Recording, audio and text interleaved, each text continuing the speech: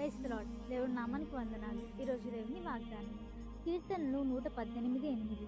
మనుషులను నమ్ముకున్న కంటే యెహోవాను ఆశ్రయించుట మేలు. ఎంత మంచి మాట కదండి. మనకి ఏదైనా సమస్యలు వచ్చినప్పుడు కానీ, లేకపోతే మనకి అవసరాలు వచ్చినప్పుడు కానీ, మనం వెంటనే మనుషుల మీద ఆధారపడుతూ ఉంటాం కదా.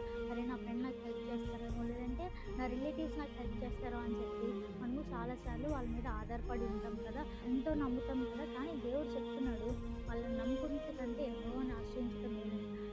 దేవుడి దగ్గర, దేవుడి శిలువలో సమస్తము ఉన్నాయి కదండి. మనకి కావాల్సినప్పుడు దేవుడు మన దరిద్రతను తీసుకుని ధనాన్ని దయచేస్తాడు. మన అనారోగ్యాన్ని తీసుకొని ఆరోగ్యం ఇచ్చాడు కదా.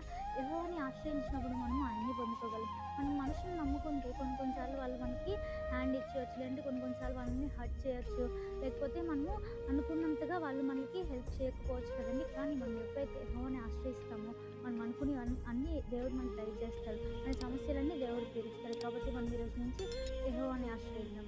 ఈ కొద్ది పరిశుద్ధ వాక్యం దేవుడు దీవించును గాక. ఆమేన్.